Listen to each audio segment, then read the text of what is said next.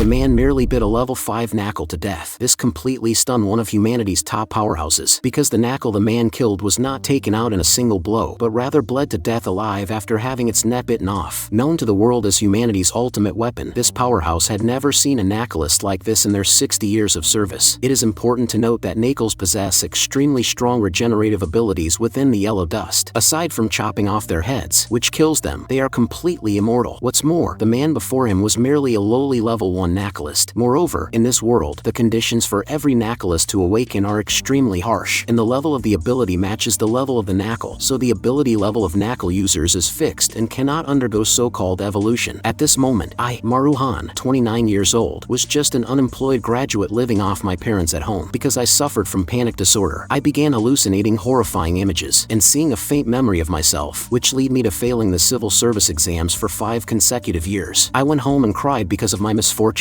At this moment, my petite mother arrived at my apartment. She continued to support me unconditionally, even giving me extra allowance. Hearing that I didn't pass the interview once again, she felt like the shaman she visited could have been right. They claimed that the reason for my exam failures wasn't my panic disorder, but rather the fact that my father died away from home. It turns out that my father passed away in the mountain we frequently visited, and his spirit was blocking my way forward. The shaman claimed that if I just went up the mountain to pour wine for my father and comfort his soul, I would be able to pass the civil service exam. So, the next day, I took a boat back to my old hometown on the mountain. Opening the familiar courtyard gate, I seemed to see my childhood self again, along with my father's bizarre behavior that day. His distorted face bore a terrifying look, and his wide-open mouth muttered something I couldn't understand. Standing at the door of the room, my panic disorder struck once again. The pain and discomfort in my heart wouldn't stop, and I could only alleviate the unease by breathing in and out rapidly. After feeling better, I took a bottle of wine from my backpack to pay my respects to my father by pouring it out. Of course, I didn't believe my father was actually dead, but my panic disorder was indeed triggered by him. Just in case, I decided to also pray to the local mountain god. However, just as I was praying to the mountain god, a cloud of yellow dust unexpectedly began to fill the surroundings. Could the mountain be on fire? I quickly grabbed my backpack and hurried down the mountain. After all, safety comes first. But at the exact same time, I heard a loud call of safety first, which made me suddenly startle and freeze in place. I looked toward the source of the sound, and a bizarre figure emerged amidst the thick yellow dust. I looked at that dark silhouette with some confusion, until it fully revealed itself. It was a monster with a mangled head and a swollen belly, holding a bamboo pole. I rubbed my eyes vigorously, thinking I was hallucinating. Yet when I opened my eyes again, the monster was even closer to me. Realizing the danger, I quickly moved my feet, wanting to escape. However, in the very next moment, a bamboo pole pierced right through my abdomen. The intense pain made me fall to my knees with a thud. Is this how I die? I've never even had a chance to enjoy life yet. But thinking of my petite and gentle mother, I snapped awake once again. I couldn't die yet. I still had reasons to live. Gritting my teeth and enduring the severe pain, I stood up, but the knackal had already appeared in front of me. It suddenly lunged towards me. In that moment, I saw something in its big mouth. There was actually an eye inside. It clamped its legs tightly around my waist and opened its bloody maw toward my shoulder. Its sharp teeth pierced through my clothes and into my flesh, causing a tearing sensation that seeped even into my very soul. As I felt like I was about to pass out from the pain, I seemed to clearly hear the fragmented muttering of my father from that day. In a demonic tone, he commanded me to eat it. At this time, my instinct had taken over my body. I had subconsciously bitten into the knackal's neck, and without hesitation, I pulled it back to tear it open, and blood sprayed out like a fountain, accompanied by the knackal's agonizing screams. The eye within the knackal's mouth began to erupt a dark energy, overflowing from within the eye, causing my consciousness to drift into a strange scene. There was a pit of blood-red creatures, and on top of the creatures, they were eating one of their own kind. I saw all of this as the devoured creature began fighting back. When I opened my eyes again, I found a man and a woman standing in front of me. I sat up in a shock. It turns out that monster, along with the yellow dust, had vanished completely. Just as I was feeling confused, the man wearing a colorful shirt anxiously asked what I had seen. I told him that a wave of yellow dust suddenly spread, and a monster appeared and pierced my stomach. After saying that, I quickly checked my abdomen, only to find that my supposedly pierced stomach was now completely intact. Deokman Go and Jaiwan Yin exchanged a glance. Yesterday, the alert for the knackal's appearance had stopped right after it rang. They thought it was a malfunction, but the only explanation right now was that I was the one that killed the knackal. However, Jaiwan Yin still doubted, because even if a human had consumed the blood of a knackal and gained its powers, they wouldn't be able to use their abilities immediately. But Deokman Go beside her seemed unbothered. He asked if I remembered what had happened yesterday. Hearing this, I took out my phone. I was completely shocked that I was unconscious for a whole day. Deokman Go figured that if I survived a knackal, it meant that I absorbed its powers on the day of the new employee training. However, Jaiwan Yun on the side still had concerns. However, he dismissed this, saying that I would learn on the way as they did. Smiling playfully, Deokman Go threw his arm arm around my shoulder and said I should attend the new employee training day. Hearing this, I seemed to have no choice in the matter. Later, back in the village, at the G Island Yellow Dust Task Force building, it turns out that it was the welcome orientation for the Special Civil Service. At this moment, I was still bewildered by everything. Looking at the strange expressions of everyone in the venue, I couldn't quite understand why I was brought here. Right at that moment, the sound of clicking footsteps came from outside the door. It turns out that she was Yang Eun-yu, the city headquarters vice director, and she welcomed everyone to the Special Civil Service of the Ministry of Environment. Seeing someone in charge arrive, I hastily raised my hand. I seem to have come to the wrong place. You are incorrect. According to the G Island team's report, from today onwards, you are officially enlisted to the Special Civil Service. This greatly shocked me because I never even applied. Yang Eun-yu continued, the most important aspect of the work for the Ministry of Environment's Special Civil Service is confidentiality. Whether it was family, relatives, or absolutely anyone else, you can't leak the slightest detail. Otherwise, it would be a violation of the national security law and you would face legal punishment. She began explaining the current situation. All of you rookies have attained powers from the knackal. In rare cases, when knackal blood is absorbed by the body, their powers are also absorbed. This makes you special individuals, known as knackalists. As I was about to voice out my concern, I remember that I had actually bitten into the monster from before. Fortunately, the knackal only appear in uninhabited mountains, but when they do appear, so does the yellow dust. The yellow dust concentration is measured on a scale of 1 to 10. The higher the level, the stronger and more dangerous the knackal. She called out a man named Eden Sienwu. This man has the powers of a level 7 knackal. Considering its high level, we have big hopes for you. The man named Eden Sienwu affirmed this, claiming he would do his best. Meanwhile, she once again checked her clipboard. Our most recent enlistee is Maruhan. You are a level 1 knackalist, so what is your power? Hearing this, I helplessly revealed that I didn't even know about any powers. Just then, an alarm started blaring loudly. This meant that a knackal had appeared at that moment. Having only been in the orientation for a few minutes, we were hurriedly rushed up the mountain by Vice Director Yang Eun-yu. She wanted to take this opportunity to give us practical training and show our powers in battle. Soon, the yellow dust became visible again. Inside this yellow dust, we found a knackal over 3 meters tall pinned to a rock by a woman using a sword. I was so frightened on the spot that I collapsed onto the ground. The other newcomers were also quite terrified by the sight. However, Vice Director Yang Eun-yu suddenly announced loudly that the practical training started right now. She explained that although the knackal in front of us looked massive, it was the weakest kind, a level 1 knackal. To further put our minds at ease, Chana Kong nearby had already stabbed the blade into its head, completely immobilizing it. After saying that, she told us to use our respective abilities to fight the knackal. Meanwhile, Chana Kong looked at me in the crowd with some confusion, curious about what ability I had obtained to be able to kill a knackal the moment I gained my powers. What she didn't know was that at this moment, I felt they must all be insane. Asking me to fight such a behemoth was an absolute joke. Just facing its aura triggered my panic disorder. But this time, the panic attack felt different from the past. My chest only hurt for a moment before I felt an unusual sense of extreme hunger. Furthermore, a massive black monster quietly appeared behind me, resting a dark hand on my head, opening its fierce yellow eyes. It only said 2 words to me: eat it. In the next second, my saliva flowed uncontrollably, and my mind was entirely consumed by the urge to eat that knackal. Suddenly, a hand tapped on my shoulder, and I jolted awake immediately. It turned out to be Eden Sienwu. He asked if I was crying from fear, but I was completely oblivious to what had just happened. Wiping the drool from my mouth, I answered that I was just a little hungry, which earned a look of disdain from him. He clearly thought I was a complete loser. Vice Director Yang Eun-yu stood at an elevated position to gather everyone, stating she had some precautions to explain before the fight. She told us to pay attention to the thick yellow dust around us, which was something spat out by the knackals. The higher the knackals level, the higher the concentration of the yellow dust it spewed. Within the yellow dust, knackals also possessed extremely strong regenerative abilities. As she spoke, she pulled out a small knife and made a cut on the palm of her hand, but the wound healed rapidly at an astonishing speed. This meant that as knackalists, we could also gain healing abilities within the yellow dust. However, whether a knackalist or a knackal, taking a fatal wound would still result in death. The most important point was that we knackalists could only use our powers within the yellow dust. Once out of it, we were no different from ordinary humans. Yet, Vice Director Yang Eun-yu's explanation seemed like complete nonsense to Eden Sienwu. He secretly bit his lip to break the skin, allowing the yellow dust to surge into his body through the wound. A burst of power instantly erupted within him. He then put on his gloves and abruptly activated his ability. With the sound of a finger snapping, the iron blade planted in the knackal's head suddenly shattered. The moment Chana Kong noticed this, she immediately shouted to be careful. At the same time, the freed knackal's accumulated anger completely erupted. It smashed its fists heavily into the ground, launching an attack with the blasted debris. Seeing this, Chana Kong wanted to step forward and stop it, but was held back by Yang Eun-yu's hand. Yang Eun-yu stated this was a training exercise arranged for the newcomers and told her not to interfere. Chana Kong sharply retorted that this was far too overwhelming for the newcomers, but Yang Eun-shi felt there was no time to let our group of newcomers practice slowly, and if we couldn't even handle a knackal of this level, we would just end up dead once we left this site anyway. At this moment, the knackal's nostrils seemed to sniff something out, and it suddenly spun its body around, locking its eyes directly on me within the crowd. I was totally confused. Why was this knackal staring right at me? But in the very next second, the knackal raised its hand, preparing to attack. The blade hidden within its flesh shot out suddenly, accurately locking onto me in the crowd and directly piercing through my left arm. The intense pain made me clutch my wound, letting out a shriek like a slaughtered pig. In the next second, the knackal leaped over the crowd. It arrived directly in front of me, looming over me like a predator. Yet, just as it reached out to make its next move, 2 centipedes burst from the ground and entangled its entire body. It turned out a knackalist, using its centipede knackal powers, had taken this opportunity to attack. Just then, another knackalist with tiger claws followed closely behind. Taking advantage of the knackal being entangled, she delivered a claw strike directly to its head. Half of the knackal's head was instantly sliced off. The 2 knackalists who initiated the attack revealed smiles, thinking they had killed the knackal. But the next second, the knackal's half-exposed fleshy head began frantically inhaling the yellow dust, and the open wound began bubbling with a reaction. Subsequently, the entire head was restored to its original state. The 2 knackalists were instantly shocked. They never expected the healing power to be so absurdly strong. While the 2 were distracted, the knackal ripped off the centipede wrapped around it. Because the centipede were connected to the male knackalist's arms, the knackal swung the centipedes around, using him as a weapon to smash into the female knackalist. Following that, the knackal pulled him close to its side, grabbing the man by the neck and lifting him up in the air. It forced its mouth open, preparing to devour the man. But just at that moment, accompanied by the crisp sound of a finger snapping, the knackal's jaw was suddenly twisted and broken. Stung by the pain, it could only release the man it was about to bite into. Inwang, the only level 7 knackalist among the newcomers, using his effigy knackal powers, finally couldn't help but make his move. Facing the flesh-embedded blade of the knackal, he paid it no mind whatsoever. He merely took off his glove slowly and gave his palm a forceful twist. The head of the knackal in front of him was forcibly twisted. The twisting force was so strong that it sent the decapitated head flying away. It turns out that Inwang knew that if the knackal heads were cut off, then they could no longer produce the yellow dust, allowing them to be killed. However, Inwang still felt it was a bit boring. He had wanted to test out more moves, but unfortunately, this knackal's physique was just too fragile. Standing behind him, Chanakong seemed to have guessed something after seeing his ability. She questioned Inwang, asking if he was the one who broke her blade and led the knackal go on a rampage. Inwang simply told her not to randomly falsely accuse people without evidence, but Chanakong didn't care about all that. She told him to snap his finger again to see if her blade would shatter. Seeing the 2 arguing endlessly, Vice Director Yang Eun-yu took the lead in applauding. She praised the performance of the newcomers this time, but as she was praising them, her face suddenly fell. This was because she realized that I had disappeared from the crowd. Yang Eun-yu sighed and shook her head, saying that for me to flee in terror from a knackal, it meant I was unqualified to be a knackalist. However, Chanakong beside her felt something was wrong. She was confused at the situation earlier. It was clear that the knackal had particularly targeted me. Just then, she spoke up once again. The knackal had already been killed, yet the yellow dust here not only hadn't disappeared, but had become even denser. With her pointing this out, the crowd finally came to their senses. At that same moment, I was running frantically through the forest, asking me to join the special civil service to eradicate monsters or whatever. I simply couldn't do it. Right now, I just wanted to focus solely on escaping this dangerous place. But as I was running away, I was frozen in place by the sight before me, because a massive door appeared in front of me, and yellow dust kept continuously pouring out from within it. Just as I was wondering why there would be this door in the mountains, a gigantic knackal emerged from the large gate. Hiding in the bushes nearby, I covered my mouth tightly, not daring to make a sound. I was truly the unluckiest person ever. Having finally managed to escape, I ran into a knackal again. I peeked out to check, but couldn't see the knackal's figure. Yet, unbeknownst to me was that it had crouched down right behind me. Meanwhile, bad news also reached Vice Director Yang Eun-yu's side, stating that not only had the alarm not been cleared, but it had escalated to a level 3 knackal alarm. Vice Director Yang Eun-yu had never heard of knackals appearing consecutively in the same location. Meanwhile, Chanakong was anxious to know exactly which direction the knackal had appeared in. At the same time, being chased by that knackal, I was forced to parkour through the mountains. Under the threat of death, adrenaline filled my body, compelling me to run forward non-stop. I ran wildly with tears streaming down, screaming loudly for someone to come save me. Just then, my foot hit a rock, and my entire body tumbled down with it. It was precisely this fall that allowed me to spot a place to hide. After getting up, I ran quickly towards that house, going inside a storage house within the lot. Hiding inside and panting heavily, I peeked through the crack in the door to see if the knackal had chased me there. Indeed, that knackal had tracked me all the way here. Judging from the bone spikes hovering above its head, this knackal's ability likely involved firing those suspended bone spikes as a means of attack. But before I could ponder for even a moment, an old grandmother pushed open the gate and walked into the yard. Even though the over 3-foot-tall knackal was right in front of her, she couldn't couldn't see it at all. She only wondered why yellow fog was rising in broad daylight, blurring her vision even more. Hiding in the room, I witnessed everything. The grandmother was in danger, and I had to help her. But as a knackalist, I had no idea what ability I had actually awakened. But I suddenly remembered Vice Director Yang Eunwoo's words, that we who gained knackal abilities also possessed healing powers within the yellow dust. However, we would still die if we sustained fatal injuries. Was it really worth sacrificing myself for a complete stranger? Just then, the grandmother in the yard seemed to sense something standing in front of her. Is that you, Miss Kim? And that bone spike knackal actually mimicked the words, Miss Kim? Miss Kim? Hearing someone mocking her speech, the grandmother grew very angry. She stepped forward, wanting to clearly see who the other person was. Finally, she could see the gigantic knackal was slowly walking towards her, scaring the grandmother so much that she collapsed directly onto the ground. The bone spike knackal continued to mimic the words, Miss Kim. Following that, it aimed the hovering bone spikes on its head at the old grandmother. With a flick of its finger, the bone spike shot out explosively in an instant. After a torrential storm of blood, she discovered that I had actually taken the full brunt of the attack for her. Enduring the excruciating pain, I asked the old grandmother if she was hurt, but in the very next second, my whole body collapsed onto the grandmother. Even my entire left arm had been completely severed. Why did I have to get a level 1 knackal's ability? This ability was just as useless as my resume. At this moment, the grandmother's anxious face was growing increasingly blurry. My heart fell into a deathly silence. I failed to save the grandmother and was going to lose my own life too. But right at this moment, yellow dust began to surge into the stump of my severed arm. As the yellow dust spread throughout my entire body, my internal knackal ability was thoroughly activated. Sharp fangs sprouted among my originally neat teeth. In an instant, I lunged forward to bite and tear at the knackal. At the same time, Chana-kan, who was deep in the forest trying to locate the knackal, also heard the commotion here and rushed over immediately. But the scene before her eyes made her eyes widen in shock. She saw me tearing open the opponent's neck with my teeth. She was completely shocked at my combat style. But just then, the knackal's counterattack came even more fiercely. It lifted my body while violently exerting force to throw me, directly smashing me fiercely into a concrete wall. Although this blow completely stripped me of my mobility, I subconsciously chewed and swallowed the chunk of flesh I had bitten off the knackal. This sight shocked even the knackal, which had eaten countless people. The knackal realized something was wrong, and its body began to sway. It discovered that the wound I had just bitten had not healed at all. Chana-kan had too many questions in her head right now. Instead, she launched into an explosive sprint towards the knackal. She needed to act now. As her body vaulted over the top of the knackal's head, Chana-kan grabbed one of the hovering bone spikes with her bare hand. The moment her palm touched the bone spike, her skin was sliced open by its sharp blade-like edge, exposing the yellow dust to her blood. She activated her iron knackal powers. Seeing this, the knackal let out a beastly roar. It immediately unleashed a full power strike, firing all of its bone spikes explosively toward Chana-kan. But Chana-kan simply swung her blade backhand, reflecting all the attacking bone spikes right back. Taking advantage of this moment, she leaped into the air with her sharp blade. A cold gleam of a sword slash pierced downwards, slicing the knackal cleanly in half. Blood splattered onto her face, and her eyes were chillingly cold. After the knackal died, the surrounding yellow dust also dissipated. Chana-kan immediately helped up the grandmother, who had fainted from fright. After the grandmother woke up, she asked what had happened as if she had amnesia. Chana-kan replied that a wild boar had simply appeared and had been chased away. The old grandmother believed this lie. This is because once the yellow dust disappears, the memories of ordinary people regarding knackals also vanish. Chana-kan promised the grandmother that the civil service would handle the subsequent matters, and urged her to quickly go back to rest. After seeing the old grandmother close her door, she turned around, her gaze instantly turning cold. She wondered just who this newcomer guy was. She had never seen such astonishing regenerative power. A severed arm had grown back in such a short amount of time. She began to doubt if I really was a level 1 knackalist. At this moment, after everything was settled, I groaned in frustration. I received a message telling me to report to the Ministry of Environment for work tomorrow. But whenever I thought of the brutal scene with the knackal, it just made me feel like not wanting to go. Lying in bed, I thought to myself that I didn't need a job this desperately. With that, I pulled up my blanket and went fast asleep. It didn't take long for me to fall into a deep slumber and enter a dream. In the dream, I arrived at a place crowded with knackals. The sounds of slaughter, shouting, and roaring rose and fell incessantly. Just then, repeated calls for me to come back pulled me back to reality. I woke up covered in sweat. This wasn't my first time having this kind of dream. Ever since participating in the orientation, I had consistently dreamed of that exact scenario. Seeing the bright light shining through the window, I thought I had slept straight through to the morning. But when I opened the window and stuck my head out to check, I realized that Chongai Mountain had actually caught on fire, and inside the mountain, a magma knackal had appeared. At the same time, a water knackalist leaped into the air and conjured a heavy downpour. The seemingly harmless water drops caused the magma knackal to suffer repeated pain. Next, another ice knackalist unleashed his own power in combination with the water knackalist, causing the magma knackal to freeze in place. Working in tandem, they managed to completely encase the magma knackal and ice within just a few moments. The female knackalist asked the team leader in some confusion because knackals are not supposed to appear at night, but the team leader told her to go and concentrate on extinguishing the forest fire first, while he stayed behind to deal with the magma knackal. After speaking, he condensed a frost scythe. The moment he gripped the scythe, an aura of piercing cold rippled outward. The team leader initiated an explosive dash, charging toward the frozen knackal. Right at that moment, a surge of black energy penetrated through the ice and landed on the top of the knackal's head. A pair of green eyes issued an undeniable command within its mind: bring him here. In that exact instant, the magma knackal directly blasted open the ice, sealing its body. Facing the human suspended in midair preparing to attack, its readied fist cracked ominously. With a single punch thrown, the surrounding air seemed to detonate, blasting the ice knackalist away, barely stopping only after crashing into a tree. This full-power strike not only carried terrifying force but also possessed a scorching, burning heat. The water knackalist called out to the team leader in worry, but the power that black energy brought to the magma knackal was far more than just that. It even caused an eruption of massive waves of magma. The two knackalists clearly felt that the knackal before them was growing stronger and stronger. At the same time, in the S-City headquarters, all the equipment and machines blared with red alarms. It turns out that the knackals had simultaneously attacked 20 mountains nationwide. The patterns of their appearances had completely changed, and all of this started during the orientation a week ago. But before Vice Director Yang Yu could think much about it, her subordinate reported receiving an emergency contact from the Beast City Response Center. She quickly switched channels and answered the call. On the other end of the line, the Beast City headquarters director, Myung-sik Bae, informed her of a very dire piece of news. The gate that appeared near Jumjong Mountain in Beast City hadn't closed for 3 days. No matter how many they killed, those knackals kept pouring out of the gate endlessly. Moreover, the team members at Jumjong Mountain were completely exhausted. Vice Director Yang Yu asked him if he knew why the gate hadn't disappeared yet. Judging from the scene, the knackals indeed kept muttering something. According to Beast City's knackal translation knackalist, they were repeatedly saying, bring him here. Yang Yu immediately asked loudly, bring who here? But Myung-sik Bae stated he didn't know. He just felt that bringing that specific person would solve it. Realizing the gravity of the situation, Vice Director Yang Yu hurriedly dialed another phone call. A cell phone ringtone sounded inside a helicopter, and a blue-haired man answered the phone. On the other end, Yang Yu told him the situation at Jumjong Mountain in B City was quite bad and hoped he could rush there to provide support as soon as possible. But the blue-haired man simply said he had already arrived and hung up the phone. Subsequently, he leaped down from the helicopter, immediately resembling a blue shooting star illuminating the sky. Upon making contact with the yellow dust layer, he opened his mouth and swallowed massive amounts of yellow dust. As the veins near his eyes bulged, his ability was also activated. Space folding knackal powers. Space around him inverted, causing him to fall right side up, allowing him to safely landing on top of that massive gate. Below the gate, a female knackalist noticed his arrival. She wondered why a person had suddenly appeared on top of the gate and warned the blue-haired man that it was very dangerous up there, telling him to quickly come down. However, at that moment, the knackal fighting on the scene noticed the opening the female knackalist exposed. In an instant, it leaped towards the female knackalist. Fortunately, the female knackalist was able to dodge the attack. Yet, when the female knackalist looked back, she revealed a look of despair because she couldn't dodge the knackal's next strike. But just at that moment, the blue-haired man actually tore open a spatial rift with his bare hands. As he continuously exerted force, the rift was torn wider and wider, and the spatial rift appeared right behind the knackal's head. Next, the blue-haired man reached his hand into the rift, grabbed the knackal's head, and pulled with all his might from inside the rift, yanking the knackal's head along with its spine completely out. Losing its head and spine, the knackal spouted out a fountain of blood as it collapsed. This left all the personnel at Jumjong Mountain with their mouths wide open, displaying expressions of utter shock. The blue-haired man jumped down from the gate, telling everyone they did a good job, and told them to go rest first while he would take care of all of this from now. Hearing their idol's praise, the Jumjong Mountain team leader wept bitterly. You newcomers don't even know yet? He is the first knackalist who founded the Special Yellow Dust Response Team, and also the current strongest knackalist, Director Ila Jang. Just then, Ila Jang then placed his hands on the ground. Instantly, 10 spatial rifts extended and shot out from each of his fingertips. These rifts climbed up the mountain peaks along the ground, finally surging out of the peaks and shooting into the sky. Facing these 10 spatial rifts, Ila Jang began to open one of them, and the destination of this rift, it was exactly Chongai Mountain in S-City. At this moment, facing the magma knackal strengthened by the green eyes, the Chongai Mountain team leader's attacks appeared entirely ineffective. Not only was his female teammate beaten unconscious, but even he himself was at the end of his rope. He loudly called out to the unconscious water knackalist to wake up quickly so they could escape, but the knackal didn't give them a chance at all, raising its berserk fist and blasting it toward him. Seeing this, the Chongai Mountain team leader pushed his ability to conjure an ice wall, but it was smashed to pieces by the knackal's punch in an instant, sending him flying across the ground. The knackal's fist followed right on its heels. The team leader hastily shielded his team member beneath him. Just at that moment, a spatial rift suddenly suddenly appeared behind the magma knackal, pulling it towards the rift. Currently, Ila Jang, on the other side, grabbed the head of the magma knackal, pulling the knackal completely over from the other side of the rift. Afterwards, he casually tossed it away. This casual throw exploded with force, causing great damage to the knackal. Next, he spread his palm, reached forward, time to clear out the other locations. With a swipe of his arm, a massive spatial power drove the 10 rifts. Ila Jang unleashed his ability, complete transference. In an instant, the knackals attacking the 20 mountains nationwide, all of them were forcibly teleported. The staff at the S City headquarters reported to Yang Unyu that, except for B City, the yellow dust in all other regions had suddenly disappeared. Hearing this, Yang Unyu understood that it meant that Director Ila Jang had arrived. Ila Jang glanced at the knackals that had been teleported to the scene. Upon confirming that all the knackals had been gathered, his aura suddenly shifted, and the erupting spatial power cast a thick purple glow. We can finally begin. After speaking, the knackals present swarmed forward, moving in unison to surround him. But Ila Jang calmly extended a single finger. Then with a swipe, the space was instantly slashed open with a black rift. His finger traced a full circle around his body, and the spatial rift he carved out acted like a circular purple radiant blade, slicing through the heads of the knackals. The bloody scene left the team members of Jumjong Mountain utterly dumbfounded. They had lived to this day and had never seen such terrifying power. However, Ila Jang intentionally kept that magma knackal alive. After confirming the magma knackal was still alive, he summoned the translation knackalist over to translate. He pinched the knackal's head and asked, "What is the reason for you knackals appearing so frequently and suddenly over the past week?" The translation result provided by the translator was the same, repeating words, "Bring him here." Ila Jang then asked who he was, but this time, the knackal obviously couldn't give a result that satisfied him. The translation knackalist shrugged and deactivated her ability, saying the opponent was either just saying "bring him here" or simply repeating their own words. Ila Jang knew that asking further would yield no results, so the magma knackal was crushed by him casually as well, and after dealing with all the knackals, the gate in front of them became the greatest danger. Ila Jang, just as before, placed his palms on the ground, and purple spatial energy continuously overflowed from within his palms. This time, the rift that was torn open wasn't tiny like the last time, but was massive enough to directly envelop the entire giant gate. In the next moment, the entire gate was completely swallowed. This formidable ability made the team members couldn't help but feel fortunate. The spatial power began to dissipate, and finally, the threat was completely eliminated by Ila Jang. After lifting the alarm, Ila Jang returned to the S City headquarters building. At this moment, Yang Unyu arrived in Ila Jang's office. She wanted to know how that gate was dealt with. Ila Jang said that he had temporarily placed it in his own dark space, and then lay his whole body back in the chair, complaining about how tired he was. But Vice Director Yang Unyu said he was just moaning about nothing again. "Don't you usually handle all these matters by yourself anyway?" After saying that, she used the remote control panel to turn on the large screen. She wondered why he suddenly wanted to see the information on these newcomers. Ila Jang wanted to figure out exactly who the knackals were looking for, and what their reason for looking for him was. At the same time, deep within the abyss, countless knackals had gathered. They raised their heads, seemingly waiting for the awakening of a certain leader, and this leader was precisely the gigantic, slumbering woman in front of them. In front of the woman, these knackals were as insignificant as ants. The woman abruptly opened her eyes, revealing a pair of green pupils, and she issued her command, "Bring him to me." Meanwhile, I, who had just claimed I wouldn't become a special recruit, nevertheless arrived at the entrance of the G Island Yellow Dust Response Center. It turns out that after my mother learned that I had become a civil servant, she felt extremely happy that I finally got a job, so I had no other choice but to continue. When I got inside, the person who welcomed me was team leader Deokman Go, but upon seeing me, he expressed his disappointment because I had ran away previously. Subsequently, he cheerfully greeted another knackalist. It was Eden Sianwoo, complaining that he should have been assigned to the S City headquarters rather than G Island. "Yeah, a dignified level 7 knackalist being assigned here. I guess there must be something wrong with you as a person too. In any case, welcome to the G Island team." At this moment, I began to feel my panic disorder once again. I didn't know what would greet me behind these doors. I even imagined that it would be a horrible sight in front of me. Just then, team leader Deokman Go snapped me back to reality. It turns out that the office environment here was no different from that of ordinary office workers. This was completely different from what I had expected. Deokman Go introduced the team members to us one by one. First, he himself, Deokman Go, was the team leader of the G Island team, already 41 years old this year. The woman with short hair drinking coffee was the 36-year-old Jaiwan Yun. There was the 51-year-old Abak Kim, and the delinquent-looking youth with dyed hair was the 25-year-old Yoseok Nam. After introducing the team members, Deokman Go waved his hand and told us to familiarize ourselves with the operations on our own. But this was the first job of my life, and also the only job where I had no idea what to do, so a pounding sense of nervousness inevitably rose in my heart. Looking at Eden Sianwoo, I thought to myself that since it was also his first day of work, he must be just as nervous as I was. But regardless, we were rookies who entered in the same batch, so I figured I still needed needed to get along well with him. But when Eden Sinwo saw me greeting him, he just directly cursed at me. I felt instantly petrified, never expecting that kind of reaction from anyone. Moreover, he was incessantly muttering about why an elite like him would be assigned to G Island. Wondering about his words, I asked Yoseok Nam a question. What was the G Island team like? Hearing someone ask, Yoseok Nam took off his earphones. First, the Special Yellow Dust Response Team had established 13 headquarters nationwide, and under each headquarters, there were teams responsible for various mountains respectively, and knackalists with powerful capabilities level 7 or above were mostly assigned to the headquarters to execute important missions. In places with low population density like our G Island, generally only relatively weak knackals would appear, so the ones assigned here were also some weak knackalists, or people with some sort of flaw. At this point, I understood why I was chosen to be in this team. However, it meant that the other people here also had flaws. Before I could think it over, Yoseok Nam continued, saying there were also people with very strong abilities who voluntarily came here. At this moment, we saw Chana Kong, with wet hair draped over her shoulders. I looked at her with recognition, and she looked at me with some disbelief as well. She sat in her chair, observing us in the distance. She didn't expect the newcomer to their team would actually be the weird me she encountered. Back when the Bone Spike Knackal was dealt with, I woke up from a coma remembering absolutely nothing. At this time, the hazard pay Yoseok Nam mentioned made my jaw drop. In the future, we would receive a hazard pay. Didn't this mean asking us to risk our lives to fight knackals? However, Yoseok Nam held up 5 fingers and said the hazard pay would be 5 times our salary. Hearing this, my previous fear was swept away, and I instead became extremely excited. 5 times would mean an annual salary of over 100 million. After saying that, Yoseok Nam told me not to annoy him by asking this and that anymore, and told me to just stay here on standby before the knackal alarm rang. I pouted, thinking to myself that I hadn't asked that many questions either. Time flew by in a flash, and in the blink of an eye, it was time to get off work. To me, it felt like this job was a complete walk in the park. Seeing the arrival of new colleagues, at Jaiwan Yun's suggestion, everyone went out to have a team dinner together. Meanwhile, in the S-City headquarters, inside the secret laboratory beneath the building, Yang Eun-yu reported to Ila Jang, stating that the patterns of the knackals' appearances had returned to normal. Ila Jang asked her if she had found out the reason for their sudden rampage. Yang Eun-yu answered no, and asked him if it could be an omen of that impending day of reckoning. Ila Jang stared for a long time at the person with bounded limbs and feathered hair, and then said it couldn't be confirmed yet. He told Yang Eun-yu to hand down an order that regarding that day of reckoning, all team leaders must be made to keep their mouths firmly shut. Otherwise, if ordinary knackalists within the organization learned of this matter, it could cause immense chaos. The scene shifted to the G Island team currently having their dinner. Team leader Diakman Go unhesitatingly revealed the news about that impending day of reckoning. According to a prophetic knackalist, within a year, knackals would fall from the sky like raindrops. Hearing this, I couldn't help but feel an inevitable sense of doom. Saying this, he continued that it was top secret and telling us not to leak it, but the team members who heard the news seemed entirely indifferent to it. This made me feel extremely absurd. At this moment, a yellow flash appeared above the mountains. A gate had manifested high in the sky. Instantly, multiple knackal limbs charged out of this yellow gate. At the exact same time, the alarm signaling the appearance of a knackal rang. The originally harmonious atmosphere was instantly broken. Chana Kong immediately stood up and said she would go handle it. Eden Sinwo beside her also wanted to tag along, but was rejected by Chana Kong with a single glance. She then specifically named me to go along with her. In the car, traveling to our destination, I felt very uneasy because of that day of reckoning the team leader just mentioned. Chana Kong noticed this and told me not to care too much about that prophecy, saying the higher-ups had already prepared contingency plans, as the headquarters had many powerful knackalists. She said we only needed to kill the knackals that appeared on G Island. I found this statement of her somewhat scary, but at the same time, I completely admired her determination, and added that it was her first time seeing a Devour knackalist like me, being praised for the first time in my life. I blushed a little. She categorized me as a Devour knackalist. I wondered if that the first monster I encountered was actually a Devour knackal. With that thought, I asked Chana Kong what exactly the Devour ability was. She smiled faintly, saying that just as the name implied, it was the ability to eat knackals. It didn't take long for us to locate the knackal. The knackal that appeared this time was of a very weak level. It was swiftly pinned to a tree by Chana Kong using her iron sword. Am I really supposed to eat this? She informed that whatever parts of a knackal I ate couldn't regenerate, so she continued to urge me to try and eat the knackal in front of us. Holding the knackal's tentacle, my stomach churned violently. I tried hard to picture it as an octopus, and attempted to eat it down, but the inner disgust was just insurmountable. Chana Kong started to get annoyed, urging me to keep trying to take a bite, despite trying very hard to comply. Facing this rotting tentacle still made me vomit incessantly. I even felt extremely sick when I went to work the next day. Even Eden Sinwo added insult to injury, saying it was truly idiotic of me to vomit every time I went to a scene, and angrily complained that because of a guy like me, he hadn't yet participated in a single field operation. Eden Sinwo didn't like that Officer Kong only took me along every time in order to train me, watching his back as he left angrily. Although I wanted to retort, thinking about it carefully, what he said also made some sense. I had to pull myself together, but when the knackal alarm rang again, Chana-Kong immediately got up and called me to move out together, only to find the desk in front of her completely empty. At that moment, I was hiding inside the restroom. Even though I told myself I needed to pull myself together, just the thought of having to eat a knackal while fully conscious made my whole body feel nauseous, dizzy, and wanting to vomit. It's truly just my kind of luck to get this kind of crappy ability. I walked unsteadily out of the restroom, thinking I would let myself off the hook today and work hard tomorrow, but bumping into Officer Kong head-on gave me a fright. She asked me if I had just hid in the restroom. Clutching my stomach, I excused that after biting the knackal yesterday, I felt like I had food poisoning and my stomach wasn't feeling well. Just as I was about to continue spinning lies, Chana-Kong interrupted me, saying I probably wasn't suitable for this job. She said that some people, even after gaining knackal abilities, don't necessarily have to become special civil servants. As long as they sign a non-disclosure agreement, they can just live under surveillance for the rest of their lives. Moreover, she said a cowardly person like me would just get killed here anyway, but more importantly, might also cause the deaths of civilians. Finally, she solemnly told me that if I wasn't up to the task of this job, I should please leave. They were already short-handed, so I shouldn't just occupy a spot without doing anything useful. The scene shifted to me arriving outside by a lake. After hearing Chana-Kang's words, I planned to just resign right there and then. Rather than being killed by a knackal, it was better to be under surveillance for a lifetime. With that said, I dialed my mother's phone number, preparing to tell her the news of my resignation, but after the call connected, my mother said she was touring Inwang Mountain with her best friend. I groaned at her, clearly having told her to never go into the mountains anymore. However, she couldn't hear me at this time, and she complained about why the mountain was suddenly filled with yellow dust. Following that, the call disconnected. I clearly heard the words yellow dust, and my hair stood on end instantly. Then I rushed toward Inwang Mountain like a madman, because with every second delayed, my mother's hope of surviving would decrease by a second. At this time at Inwang Mountain, the Inwang Mountain team had actually been entirely wiped out, and this was all done by this level 5 knackal. Only a newly joined rookie and the late arriving team leader remained. The team leader possessed the ability of the clone knackal. At the same time, he told the rookie to quickly go seek help from the headquarters, and immediately, the rookie ran to follow the order. Meanwhile, I took a taxi and rapidly arrived at Inwang Mountain. I looked around at the crowd of people who had been evacuated down the mountain, only to find my mother's figure was completely absent among them. So I hastily sought help from the special civil servant nearby, saying my mother was still inside and asking them to let me up the mountain, but I was rejected by the staff, who said there were wild animals roaming on the mountain and it was very dangerous. This just confirmed to me that there was indeed a knackal present. Instead of going through the path, I decided to take an alternate route. I began climbing the mountain, hoping my mother would stay safe until I reached her. Meanwhile, deep within the yellow dust-covered mountain, my petite mother was indeed still currently on the mountain. At this moment, my mother saw a figure in the distance. It was actually me climbing to the mountain peak, finally finding my mother's figure within an area of yellow dust. She was a bit surprised as to what I was doing in this place. I pulled out my phone, claiming I found her based on her social media account. Next, she asked me why I wasn't at work. I dismissed her question, saying whether I went to work or not wasn't important right now, but my mother seemed as if she hadn't heard me, and even started showing off my status as a civil servant to her best friend next to her. But just as I told them to leave quickly because now was not the time to discuss these things, a few fallen leaves suddenly dropped on my head, making a rustling sound. Looking up, it was actually that knackal crouching in the tree. The knackal loomed over us like a predator in the trees. Seeing this, I was completely in shock, and my panic disorder was triggered once again. It was always like this whenever I encounter a knackal. I began to feel dizzy and started to lose my balance. Eventually, I began to fall over. Seeing this, my mother couldn't help but exclaim loudly. This made her presence known to the knackal. It suddenly charged down from the tree, and its target was squarely my mother. In the moment of desperation, I also charged down, wanting to block the knackal's attack, but I tumbled consecutively on the vertical cliff face. At that moment, I clearly knew it was too late to try and stop the opponent, and just as it opened its flesh-like teeth to pounce on my mother, I screamed powerlessly, pinning my hopes on a miracle happening. However, at that exact moment, several flashes of blades suddenly flickered. Instantly, the knackal crashed heavily onto the ground, and it turns out that the knackal's back was abruptly pierced by several bone blades. My mother thus narrowly escaped this unexpected disaster. However, I wondered where those bone blades that just pierced the knackal had popped out from, and my mother's actions gave me the answer. She asked what was floating around my head, and it turns out that there were bone blades floating above my head. Seeing this, I was even more confused, but at this moment, I understood that this was precisely the ability of that knackal that nearly killed me last time. Suddenly, my back ached as if something swelled up. Following that, a bone blade emerged from beneath my skin and floated behind me in formation. I tried to command these bone blades, and found that I was indeed using and controlling that knackal's power. I began to realize that my ability wasn't just that knackals injured by my bite couldn't regenerate, but I could also eat and acquire the opponent's abilities. Now that I could use the ability ability of the bone spike knackal from last time, maybe I had a chance to kill the knackal in front of me. Moreover, that knackal was lying on the ground and its strength didn't look like much either. Was this really the guy the Inwang mountain team failed to catch? But before I could think deeply, the mirror on the knackal's forehead suddenly flashed. Subsequently, densely packed bone blades popped out from its back, just like mine had just done. This was none other than a mirror knackal. It had the ability to copy any power. Amidst my shock, it actually launched a sudden sneak attack of bone blades. Before I could dodge, countless bone blades pierced into my entire body. Yet, compared to the pain, I wanted to know more about why that guy could use the exact same ability as me. As the knackal approached me step by step, the mirror on its head flashed again, and what was reflected inside was actually my own figure. At this moment, a hypothesis formed in my mind. I reached out my hand and made a snapping motion, and that knackal actually made the exact same motion as me. This guy's ability was indeed mimicking the abilities of the person fighting it. However, my mother was my first priority. I checked on her immediately, and apparently she was hit by the bone blades of the knackal. Still, my mother was worried about my own condition, but due to the yellow dust's healing properties, I revealed that I was alright. However, there was no doubt that it was still dangerous here, so I have to stand my ground and protect my mother here. I quickly stood in front of my mother and told them to hurry up and find a place to hide. My mother asked me what I was going to do then. I gave a knowing smile. Aren't I a civil servant? My job is to protect you. After saying that, I launched an explosive dash toward the mirror knackal that was trying to approach. I grabbed its body and continued charging until we both fell off the cliff together. Seeing this, my mother called out my name in horror. What she didn't know was that I did this in order to get the dangerous knackal far away from her. Seeing the knackal fall into the ground, I kept my goal to keep this knackal far away from my mother for as long as I can, just until the Inwang mountain team arrives. At the same time, the rookie from the Inwang mountain team finally waited until backup arrived. The arrivals were precisely the two brothers, Nero and Namble, who had rushed over from S City. Namble asked him why he failed to catch the knackal. That rookie replied tremblingly that the guy was terrifying, and aside from him, the entire Inwang mountain team was wiped out. Nero asked him how a level 5 knackal could wipe out a team containing a level 7 knackalist, and what ability that knackal actually possessed. A mirror. It's a mirror. It can mimic anyone's ability. After this, Nero and Namble followed the rookie's guidance to the location where the Inwang mountain team was wiped out, but what they saw was the mountaintop was crammed with densely packed mirror knackals, having copied and defeated the team leader's clone ability. Namble's mind was relatively simple. He still couldn't figure out why there would be so many identical knackals here, but Nero informed him that the Inwang mountain team leader's ability was cloning, so that mirror knackal must have mimicked him. As long as the main body was eliminated, the other replicated clones would also be eliminated along with it. He wanted to find out the original to make the clones disappear, but his brother interrupted. Who cares? Just kill them all and that'll be it. He charged forward, leaping high in the sky, above the crowd of mirror knackals, and crashed down heavily with his strength. Watching his brainless brother, Nero felt a headache coming on instantly, because he realized the main body of this horde of mirror knackals wasn't among them. What he didn't know was that at this moment, the knackal's main body was currently fighting me. The mirror knackal opened its large mouth and continuously spewed out yellow dust. Seeing its terrifying regenerative ability, I thought to myself that I couldn't let it continue to heal in peace. But just then, it mimicked the voice of my own mother, asking me what's wrong. Hearing this, I was completely annoyed that it would dare copy my mother. Immediately, I mobilized all my bone blades and blasted them at the knackal. Disappointingly, not a single strike hit. In contrast, the mirror knackal merely casually commanded a single bone blade, and that single shot accurately pierced through my shoulder. This huge contrast filled me with furious anger. I mobilized the bone blades once more and blasted them at the opponent. Fortunately, this time, using the advantage of numbers, one blade managed to hit, but this single blade didn't deal much damage to the mirror knackal. In fact, the wound healed in just an instant. Although it was the exact same ability, the knackal had the advantage of a better healing ability, but this exactly reminded me of what Chana Kong said to me before. At this time, Chana Kong complained that I wasn't listening to her orders, while I complained that I wasn't cut out to be in the field. She knew that I was afraid to get hurt in battle, and she reassured me of our regenerative abilities within the yellow dust. Still, I didn't like the pain of getting hurt, and that my Devour ability would upset my stomach. Hearing my constant complaints, Chana Kong became increasingly furious. I wondered if there was any other way to fight, but she just reiterated that cutting off the neck was the best way to stop the yellow dust production. However, my Devour ability was not as deadly to do this kind of thing, saying that I am better in a support position. But her next words stuck to me, telling me that no one heals as fast as I did in the yellow dust, so I shouldn't be afraid to fight the knackal. As long as I didn't fear fighting the knackal, I still had a chance. Furthermore, my Devour ability was still an available option. I understood that my accuracy wasn't good enough to hit the neck precisely. However, there was still another way. I gripped one of the bone blades forcefully with my left hand, and with a wave of my right hand, I fired the rest of the bone blades explosively toward the knackal. As expected, not a single blade hit the mark. At this time, my figure was reflected on the knackal's mirror once again. Gripping the final bone blade with both hands, I leaped down and lunged fiercely at the knackal. knackle's head. But just as I was about to land the fatal hit, the mirror knackle forcefully blocked it by catching the blade with its teeth. At the same time, it grabbed my neck with one hand, lifting me in the air, and then abruptly launched itself upwards, reaching even higher above the cliff, and using me as a meat shield to smash fiercely into the ground. The powerful impact, combined with the vicious force of its arm, made me feel completely unable to breathe for a moment. I bit my lip, wanting to use my Devour ability, but right now I couldn't move at all, let alone use my Devour ability to bite it. But just then, the mirror on the knackle's head flashed again, and it actually took the initiative to take a bite at my neck first. The intense pain made me unable to help but wail loudly. However, I also took this opportunity to draw the bone blade from my back and stabbed it directly into the knackle's neck. After getting up, I couldn't understand why it would suddenly bite me when it clearly could have just crushed my neck to kill me just a moment ago. But before I could think much, I felt the world spinning around me. The wound where the knackle had just bitten me hadn't healed and was still bleeding profusely. I didn't expect it could even mimic my Devour ability. Looking at the blood gushing out, I wondered how long a person could hold on while bleeding non-stop. I remembered my training with Chana-Kong once again. She reminded me to fight through the panic attacks to stop going unconscious, and ultimately, if I failed, the civilians will be the ones to die. At this time, my mother was still trying to call out to me. While beneath the cliffside, I tried to keep pressure on the wound. I tightened my grip on the bone blade in my hand, and the mirror knackle did the exact same thing. The words of Chana-Kong echoed in my head: if you're going to die, take the knackle with you. Although my body was swaying and I couldn't stand firmly, I activated my Devour ability once again, and I resolutely charged at the knackle. And the mirror knackle truly lived up to being an excellent mimic. Its movements were almost indistinguishable from mine. The bone blade gripped by the mirror knackle pierced into my kidney. Meanwhile, I threw the bone blade I was holding high into the air and made it pause suspended in the sky. I wrapped my arms around the knackle's entire waist and hugged it tightly, then fully mobilized the bone spike knackle's ability. The scattered bone blades stuck in the trees, the others stuck in the ground. They all shook and flew outwards. All the bone blades that have been produced blasted toward both of us. The countless bone blades pierced through the flesh of the knackle. It screamed out in pain, and even though my body was also shot to pieces, I still did not let go, because the fatal strike had yet to fall. That was until the bone blade thrown high into the air finally displayed its divine might, directly severing the knackle's head with a single strike. Only then did I let go of the opponent's body. I slumped onto the ground, panting heavily. I survived this battle, and this was also my true first blood, the first time I killed a knackle in the truest sense. With my killing of the mirror knackle, the clones it had replicated also began to dissipate simultaneously. Namble wondered if the clones disappearing meant they had already killed the main body. My foolish brother. The main body was killed by someone else. But who could that person be? And after killing the mirror knackle, the Devour effect applied to my neck also became invalid, and the wound completely healed. But just as I moved my feet preparing to go look for my mother, suddenly the words, "Eat it," echoed in my ears, freezing me in place. A memory I didn't possess appeared in my mind. In the memory, my father pointed forward, his mouth constantly saying, "Eat it." I didn't understand why only now was I remembering this kind of memory, and what exactly was he telling me to eat. However, this memory brought my attention to the knackle on the ground. By eating its flesh, I could acquire its ability through Devour. I was reminded of team leader Diakmingo's words, so I decided that if that day of reckoning comes, I have to be stronger in order to protect my mother, and I had to do it in the way that I know that I can. With this thought, I crouched on the ground and swallowed chunks of the knackle's flesh one by one. From now on, if I encountered powerful knackles, I also had to eat them. After finding my mother, I immediately took her to the hospital. Just like the old grandmother before, my mother completely couldn't remember the memories from within the yellow dust. This is also a major characteristic of ordinary people after the yellow dust disappears. To make it more convincing, I even took out my phone to show her the news fabricated by the government, telling her not to go into the mountains anymore. But my mother's expression turned very disappointed. She said someone saw a person who looked very much like my dad at Inwang Mountain, which was why she went up the mountain. Indeed, thinking about it this way, my dad also went missing on a mountain. Could he have encountered an knackle? Right at this moment, a segment of lost memory inserted itself into my mind again. I saw my childhood self staring blankly above a tree, as if observing something. Suddenly, a drop of fresh blood hit my face. My eyes instantly filled with terror. Up in that tree was a wolf-like monster covered in mouths all over its body, currently holding an unrecognizable man in its mouth. My heart pounded rapidly. The sudden appearance of this memory was exactly the same as the last time in the mountains. But before I could think more about it, my mother interrupted me. She asked why my complexion was so poor, and whether work was too tiring. I hastily answered, telling her not to worry and that I had already adapted. Moreover, after experiencing this incident, I also decided to continue staying on as a special recruit. But the first thing that happened when I returned to the G Island team's office location was receiving a scolding from Officer Jaiwan Yun. She asked where I had run off to without a word yesterday. Eden Sienwu, mocking as always, said I definitely ran away out of fear. To this, I could only continuously apologize on the side. But to my surprise, Chana-Kong said she saw I wasn't feeling well yesterday and let me go home first, and that it was her fault for forgetting to reported up the chain. Jiwen-yun brushed back her hair and questioned if she was joking. How could she forget something like this? Is it because your previous outstanding performance led us to spoil you too much? Chana-kan replied that she didn't remember being favored either. Right at this moment, the knackal alarm rang out once again. Chana-kan immediately put on her work uniform, saying she would go resolve this level 2 knackal first and listen to her nagging after coming back. At this moment, I also stood up and said I would go too. This sudden contrasting behavior left the entire G Island team collectively dumbfounded, and so Chana-kan took me and Yoziak and rushed to the mountaintop. On the way, I thanked Chana-kan for taking a scolding for me. Chana-kan knew that I left because of the things she had said, but she asked what made me come back. Hearing this, I said very seriously that I had already prepared myself to fight knackals. Right at this moment, a burst of yellow dust spread. The level 2 knackal had appeared. Although a level 2 knackal is very weak, Chana-kan still cautioned us to be careful and not to underestimate it just because of its level. The Inwang mountain team had been wiped out by a mere level 5 knackal. After all, Yoziak added that luckily people from the S-City headquarters came over and dealt with it. Otherwise the consequences would be unimaginable. He said they truly lived up to being a monster group comprised of level 7 and above knackalists, and were really amazing. Hearing this, I looked completely bewildered. Obviously that knackal was killed by me. How did the credit go to them? Although I really wanted to speak up and get their recognition, because of the matter of leaving early, I still didn't dare to say it out loud. However, the behavior of the level 2 knackal in front of us was very bizarre. It kept incessantly rubbing its armpits. Seeing this, I stepped in front of Chana-kan and Yoziak. You two please step back and let me handle it. Both Chana-kan and Yoziak looked at me with some disbelief. Yoziak even said that I was just a level 1 knackalist. Could I really beat a level 2 knackal? Hearing this, I pointed to myself. Just leave it to me. After saying that, I faced off against the knackal. I brushed my hair aside, and a mirror suddenly appeared on my forehead. As the mirror flashed, I activated the mirror knackal's ability. Because the mirror knackal's ability is to copy the opponent's ability, I forcefully thrust my open hands into my armpits and, just like the knackal in front of me, frantically started rubbing my armpits. Waves of stench continuously emanated from my underarms. That level 2 knackal sniffed with its nostrils and frowned slightly. Realizing the stench came from me, it began to swing its arms frantically, driving a continuous wave of stench blasting toward me. This stench attack was truly extraordinary, burning the eyes and stinging the nose, but I absolutely couldn't admit defeat either. I moved around while swinging my arms, initiating a stench duel. Yoziak covered his mouth and nose tightly, attempting to completely isolate himself from this patch of air. He realized this knackal's smelly armpits were like a chemical weapon, and the condition of Chana-kan beside him was even more severe, her swaying body threatening to collapse at any moment. Seeing this, he supported Chana-kan, complaining about how she, as a level 7 knackalist, could fail just because of a little smell. During the battle, I looked back and realized the current situation. If this continued, all three of us might meet our end here, so I had to end this battle as soon as possible. Realizing this, I launched an even fiercer stench bombardment. At this moment, this was no longer a simple battle, but a bombardment of stink. Charging up all the stench I could, I thrusted my hands forward to unleash everything I had, and the level 2 knackal could not handle my capabilities. Falling before my superior technique, I stood in place breathing in large mouthfuls of fresh air, then turned my head to announce to them that I won this battle, but they couldn't feel happy at all. Instead, they all wore expressions as if life was no longer worth living. After dealing with the axillary odor knackal, the three of us went to the riverside to wash up and clear away the stench. Chana-kan curiously asked me if, by using the Devour ability to eat a knackal, I could absorb its ability. I confirmed this and told her the last knackal I ate possessed mimicking abilities, so I could use the same ability as the level 2 knackal. But Yoziak beside us suddenly burst into uproarious laughter, saying my posture was so grand just to perform such a weird ability. Hearing this, I felt somewhat ashamed and my face flushed red. Chana-kan put her hand on my shoulder and said I did very well, and had really grown a lot compared to before. Hearing this, I became even more red, but she continued to comment that it was gross for me to eat knackal, and her choice of words completely shocked me. Next, she told me to rest for now, while she and Yoziak went to check if the alarm on the yellow dust measuring device had cleared. Watching them leave, I sat on the ground looking annoyed. It was clearly a chance to make them view me in a new light, but I just had to run into such a weird knackal. Now look, instead of acting cool, I ended up losing face completely. Just as I was feeling depressed, a dark shadow blocked the sunlight and enveloped my entire body. I turned my head to check, thinking Yoziak and the others had returned, but didn't expect the arrival was actually the current strongest knackalist. It was Director Ila Jang. He asked me if the level 5 knackal at Inwang Mountain was killed by me, even though I was merely a level 1 knackalist. Hearing this, I nodded and asked how he knew, but he directly reached out his hand, asking me if I would like to join the S-City headquarters team. Hearing this, I was speechless on the spot. He asked if I had heard of the S-City team. Overwhelmed by the unexpected favor, I took a step back, saying I heard it was a place where the most outstanding knackalists gathered, but why seek out a level 1 knackalist like me to join? Ila Jang smiled wickedly, saying he could see a person's potential. After this interaction, Ila Jang returned to the headquarters. Behind him, Yang Eun-yu followed hurriedly, asking him where he went at the expense of delaying the meeting time. Ila Jang replied that there was a guy he was very interested in. Yang Eun-yu asked with slight confusion if it was his son, whom she remembered was named Eden Seonwoo, but Ila Jang said it wasn't him, since he divorced Eden Seonwoo's mother. The two of them hadn't seen each other again. The one he was interested in wasn't his son, but me, this newcomer. Yang Eun-yu followed up by asking if he still believed the recent anomalies in the knackals' appearances were related to a certain newcomer. Hearing this, Ila Jang very firmly told her that his intuition exactly told him so. At the same time, I had returned to the G Island Response Center. I was completely overjoyed. Not only was I recognized by the most powerful person, but I also had the opportunity to go report to the S-City headquarters at any time. But just as I was feeling happy, I was once again stared at by Eden Seonwoo's gloomy eyes. He asked why I was grinning all day, saying it was incredibly annoying. Hearing this, I retaliated in return, mentioning that he's just mad that he wasn't good enough for S-City. So I asked which one of us was the nobody. Hearing this, Eden Seonwoo was extremely furious and stood up. He called me a smelly, armpit-flapping piece of trash, which struck directly to my heart. My face instantly turned crimson as I asked him how he knew. However, the main culprit was indeed Yoseok. Right now, he was even demonstrating the scene of my battle with the level 2 knackal to the team leader and the others. This provoked laughter mocking me throughout the entire office. Just at this moment, Officer Yoon appeared beside me and loudly stopped them, telling them not to laugh at me anymore, and saying I did a great job this time. She said that before, I could only hide in the restroom, but now I could solo a knackal. What great progress this was. Hearing this, I looked utterly depressed, because this was even more embarrassing than what the others had said. Moreover, seeing Chana Kang's uncaring look, I actually felt that this was also a kind of silent mockery. I had already been branded as an incompetent person here. Director Ila Jang told me to call him once I made up my mind. The idea of starting fresh in S-City headquarters didn't sound too bad to me right now, but right at that time, the level 2 knackal alarm went off, and Chana Kang was about to volunteer once again. Just then, Eden Seonwoo grabbed her arm and told her very seriously that she must let him go this time, as he was about to die of boredom staying here, and even held his head high, telling me to go along with him, saying he was going to show me the world and let me see how a level 7 knackalist deals with knackals. Hearing this, I was completely reluctant. At this moment, in the mountains where the alert originated, Eden Seonwoo and I were already hiking up the mountain. Although I didn't want to spend another second with this psycho, since it was a mission, I could only act together with him. But when we got to the scene, the situation had already turned bad, because this time, the yellow dust was spreading out from inside a house, which meant the knackal was hiding inside. And when we pushed the door open and entered, we found that the concentration of the yellow dust inside was actually even thicker than outside. This was definitely not a mere level 2 alarm. It was very likely level 4 or higher. Unlike Eden Seonwoo's fearlessness, I acted carefully at every turn, because there were too many empty rooms here, and there was no telling where a knackal might pop out to attack, until we walked up to a door that was leaking yellow dust outwards. Eden Seonwoo said that the knackal should be inside this room. After saying that, he turned the doorknob but found it couldn't be opened at all. He guessed it was probably locked from the inside. At this moment, I blocked his way, saying we should wait before opening it, as we still didn't know what level of knackal would come out from inside. But Eden Seonwoo pushed me aside, saying that he would just smash it entirely to pieces. After saying that, he snapped his fingers to activate his ability. In that instant, I thought the door would directly shatter, and I even specially made a defensive posture. However, that room door remained completely intact, without even the slightest movement. Eden Seonwoo's face was full of confusion, feeling this shouldn't be the case, so he looked inside through the keyhole, and found there was indeed a knackal inside. Moreover, he didn't know why, but in the clearly empty room, the knackal was curled up as if in fear, its whole body cowering in the corner. Seeing that he could observe the inside from the keyhole, I also leaned over and took a look. I was a little puzzled as to why this knackal would lock itself in the room, guessing it probably wasn't very strong. However, Eden Seonwoo cursed me for being an idiot, saying the yellow dust inside was at level 7 or above, making it a very dangerous guy. Hearing this, my heart skipped a beat. Wasn't it said that in remote places like G Island, only relatively weak knackals would appear? Why was a knackal level 7 or above also heading here? But Eden Seonwoo said this was the first time since coming here that he felt a surge of excitement, because he finally got to fight a tough opponent. Looking at his deranged expression, I knew this guy had gone crazy. We had to get out first and notify the headquarters, so I turned the doorknob, preparing to open the door and get out, only to find that the exit door couldn't be open either. I tried using my body to crash the door open, but it still didn't work. Just like the door the knackal was hiding behind, neither could be opened. Just as I was wondering if this was the ability of the knackal in the room, Eden Seonwoo started frantically attacking the room door, while shouting for that hermit knackal to come out and fight him. But even after he snapped 10 fingers and activated his ability 10 times, that door didn't show even a single crack. I also tried to smash open escape routes other than the main door, but whether it was doors, windows, or walls, they all became incredibly hard and simply couldn't be smashed. This made me even more certain that trapping us in the house was the ability of this hermit knackal. We couldn't attack, nor could we break break out defensively. Right now, I could only pin my hopes on the other members of the G Island team coming to rescue us. At the same time, inside the G Island Response Center, team leader Deokman suddenly slammed his desk, saying something terrible had happened. But the terrible thing he referred to wasn't that Eden Sianwoo and I hadn't returned, but rather that he had forgotten about going to B City to attend collective training. Instantly, the various team members scrambled to compile documents, gathered them onto a USB drive, and tossed it to Deokman,